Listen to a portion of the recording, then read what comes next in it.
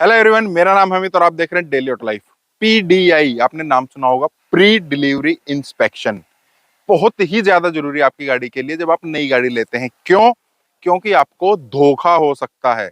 जो आप 5 लाख, 6 लाख, 10 लाख, 20 लाख, 50 लाख की जो गाड़ी ले रहे हैं, कहीं ऐसा ना हो आप इतने पैसे देकर भी एक कबाड़ उठा कर ले आए। तो प्री डिलीवरी इंस्पेक्शन में आपको क्या मेन मेन चीजों का ध्यान रखना पड़ता है और साथ में धोखा कैसे हो सकता है, आज मेन उसी की बात करेंगे। कुछ टाइम के बाद एक गाड़ी की पीडीआई भी मुझे करनी है, किसी ने बुलाया हुआ है। जब उस गाड़ी की पीडीआई करेंगे तो उसकी वीडियो भी आपको मिल जाएगी, पता लग जाए किस तरीके से करते हैं। देखिए, सबसे पहले जो मेन क्वेश्चन आ जाता है ना, जो सबसे ज्यादा पूछा जाता है, पीडीआई हमें करनी कब है।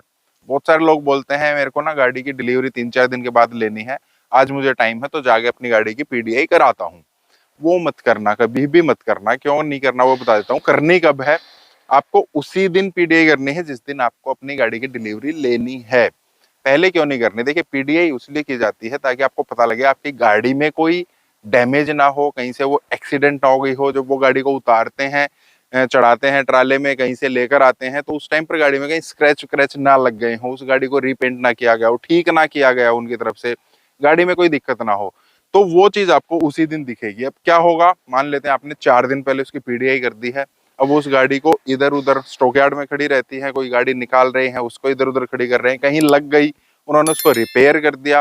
रिपेयर करने के बाद वो गाड़ी आपको दे दी गई। अब 4 दिन के बाद तो आप दोबारा उसको चेक नहीं करोगे ना, तो आपको एक रिपेंटेड, एक एक्सीडेंटल गाड़ी हो सकता है कि मिल जाए। तो आपको गाड़ी की पीडीआई सेम डे करनी है जब आपने डिलीवरी लेनी है। अपनी आंखों से उसको उजल मत होने देना, और जो ब्रॉड सन डे लाइट होती है ना, उसी में करना है आपको, बाकी किसी में नहीं करना है। दूसरा क्वेश्चन बड़ा इंपॉर्टेंट आ जाता है कि वो लोग ना हमसे पैसे मांग रहे हैं पहले ही, तो पीडीआई से पहले पैसे दे दे क्या? मत देना, वो भी मत देना कभी भी। ठीक है, वो कितना भी आपको इंसिस्ट करे। क्यों नहीं देना? मान लेते हैं आपने गाड़ी चेक की, उसमें आपको कोई दिक्कत मिल गई है, लेकिन तब तक आपने पैसे दे दिए हैं, गाड़ी आपके नाम पर रजिस्टर हो गई है। अब उसके बाद पीडीआई करने का क्या फायदा? अब वो अनरजिस्टर थोड़ी ना होगी। अब तो मतलब नेगोशिएशन चलेगी, आप करेंगे ये क्या हुआ, वो कहेंगे जी हम इसमें थोड़ा आपको डिस्काउंट कर देते हैं, ये कर देते हैं, वो कर देते हैं। कुल मिलाकर जब आपने पहले पैसे दे दिए, गाड़ी रजिस्टर हो गई है, अब वो गाड़ी आपकी है। अब आप उस गाड़ी को चेक करो मत करो, वो खराब निकले ना निकले, उसका कोई फायदा नहीं है, गाड़ी आपकी। तो पीडीआई करने के बाद ही आपको पेमेंट उनको देनी है, या एटलीस्ट रजिस्टर तब तक नहीं होने देनी है।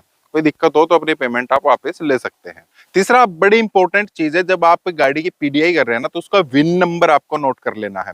बहुत बार क्या होता है, वो आपको स्टॉक यार्ड में बुला लेते हैं कि यहाँ पर आप अपनी गाड़ी की पीडीआई कर लीजिए, उसके बाद हम गाड़ी को शोरूम में ले आएंगे आपको डिलीवरी के लिए। उस टाइम पर क्या करना, गाड़ी का दरवाजा खोलना, चेसी नंबर जिसको हम बोलते हैं ना, यहाँ पर आपको गुदा हुआ मिलेगा, ये वाला आपको पिन नंबर, विन नंबर जो है वो नोट कर लेना है, नोट डाउन कर लेना है, आपको आगे बोनट में मिल जाएगा। और जब आप गाड़ी की पीडीआई कर लें, उसके बाद जब वो गाड़ी शोरूम में आ जाए, तब भी एक बार चेक कर लेना कि ये वही गाड़ी है ना जो आप चेक करके आए थे। ऐसा ना हो कि वो चेक की हुई गाड़ी वहीं पर खड़ी है और उन्होंने कोई और गाड़ी जो है आपको चिपका दी है। बहुत बार ऐसा भी हो जाता है, तो इस चीज का आपको बहुत ज्यादा ध्यान रखना है। एक पीडीआई करने से भी पहले की एक और चीज आपको बता देता हूँ, वो भी वैसे पीडीआई में आती है, प्री डिलीवरी इंस्पेक्शन ही है।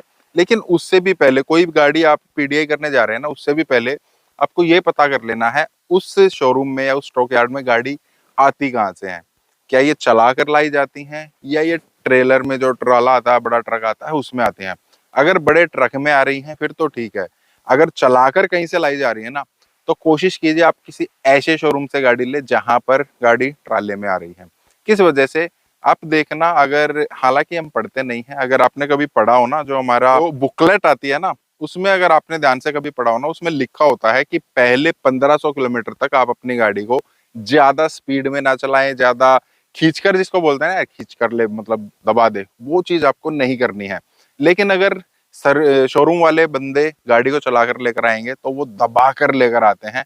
आप कभी देखना, कोई गाड़ी अगर लेकर आ रहा है ना, तो मतलब बड़ी बुरी तरीके से वो चला कर लेकर आएंगे, वो गाड़ी आप मत लेना। पहले 1500 किलोमीटर गाड़ी को आप जिस तरीके से चलाएंगे, वो पूरी जिंदगी उसी तरीके से सेट हो जाती है। हमने घिसी हुई गाड़ी नहीं लेनी है, माइलेज कम हुई मिलेगी, वो ज्यादा रगड़ कर चलाएंगे, कहीं कोई पार्ट जो है ना, शुरू के 1500 किलोमीटर में गाड़ी के जो पार्ट हैं वो थोड़े से घिसने होते हैं, इवनली घिसने होते हैं। अगर ज्यादा स्पीड में चलाएंगे तो वो कहीं से ज्यादा कहीं से कम घिस जाते हैं, पूरी जिंदगी आपकी गाड़ी परेशान करेगी। तो ऐसी गाड़ी को भी आपको अवॉइड कर देना है। फिर पीडीआई में आपको उनसे मांगना है, एक फॉर्म 22 आता है, उसमें लिखा होता है पर्टिकुलर ये गाड़ी जो आपने विन नंबर चेक किया ना, वो गाड़ी शोरूम में कब आई है या कब वो मैन्युफैक्चर हुई है। अगर 3 महीने से पुरानी मैन्युफैक्चरिंग है तो या तो आप उसको मत लो, और अगर ले रहे हो तो फिर आप उसको डिस्काउंट मांग सकते हो कि ये गाड़ी ज्यादा पुरानी है, मैं ये गाड़ी नहीं लूंगा, नई मैन्युफैक्चरिंग की दो, या फिर अगर यही दे रहे हो तो उस पर मैं डिस्काउंट लूंगा, डिस्काउंट भी आपको वहां से मिल जाएगा। अब इस चीज में ना आपको एक और चीज थोड़ी सी ध्यान रखनी है। मान लेते हैं उन्होंने आपको स्टॉक यार्ड में बुलाया है पीडीआई करने के लिए, या हो सकता है वो कह रहे हैं कि हम स्टॉक यार्ड से गाड़ी ले आते हैं और यहाँ पर गाड़ी धुलवा कर और फिर आप पीडीआई कर लेना। दोनों ही केस में आप थोड़ा प्यार से उनको बोलिए कि क्या मैं आपके साथ स्टॉक यार्ड में चल सकता हूँ। अगर वहीं पर वो पीडीआई करा रहे हैं फिर तो आप जाएंगे ही जाएंगे। अगर वहां से गाड़ी ला रहे हैं चाहे पीडीआई के बाद या पीडीआई से पहले, तो आप बोलिए क्या मैं आपके साथ इस गाड़ी में बैठकर शोरूम तक जा सकता हूँ, ताकि मुझे पता लग जाए इस गाड़ी में कोई अनइवन मतलब कोई नॉइस वगैरह नहीं है, कोई और दिक्कत नहीं है। हालांकि वो आपको चलाने तो नहीं देंगे, क्योंकि जब तक आपके नाम गाड़ी रजिस्टर नहीं है तब तक वो आपको नहीं चलाने देंगे, लेकिन आप उसमें बैठ कर आएंगे ना। एक तो अगर वो रैश ड्राइविंग करें उस छोटे से डिस्टेंस के दौरान, तो आप उनको मना कर दीजिए कि गाड़ी को आप आराम से चलाइए, इतनी रैश ड्राइविंग करने की जरूरत नहीं है। साथ में अगर कोई इधर उधर नॉइस वगैरह है ना, तो वो नॉइस भी आपको पता चल जाएंगी जब आप गाड़ी में बैठ कर आएंगे। बड़ा इंपॉर्टेंट ये चीज हो जाती है। फिर पीडीआई में एक बड़ा इंपॉर्टेंट जो ध्यान रखना है, हालांकि बहुत सारी चीज तो जो वो पीडीआई की वीडियो आएगी उसमें पता लग जाएगा, एक चीज आपको देखना है कि पेंट क्वालिटी कैसी है। हम देखते हैं इधर उधर से पता लग जाता है कि यार ये गाड़ी कहीं से रीपेंट तो नहीं है, कहीं छोटा मोटा स्क्रैच नहीं है, लेकिन साथ में ना आपको हाथ फिराकर भी देखना है।